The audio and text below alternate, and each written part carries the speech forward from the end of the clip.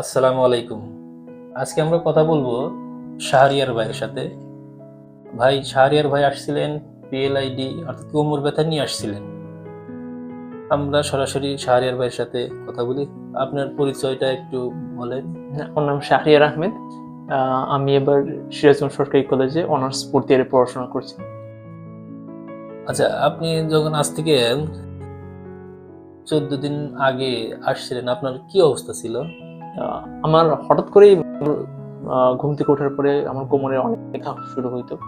পরবর্তীতে আমি অনেক ট্রিটমেন্ট করার পরে কোনো প্রকার ফল পাচ্ছিলাম না। পরে একজনের পরামর্শে আমি এখানে আসি এবং ব্যথা প্রচন্ড পরিমাণে ছিল। আমি বসতে পারতাম না, শুয়ে থাকতে পারতাম না, সবসময় ব্যথা করতো। তো আলহামদুলিল্লাহ 14 দিন থেরাপি করে এখন ব্যথা নাই, প্রায় 90%। শুধু একটুখানি ব্যথা আছে। এই 14 দিন থেরাপি দেওয়ার পরে এখন আপনি আলহামদুলিল্লাহ মোটামুটি সুস্থ আর কি। আলহামদুলিল্লাহ অনেকটা সুস্থ।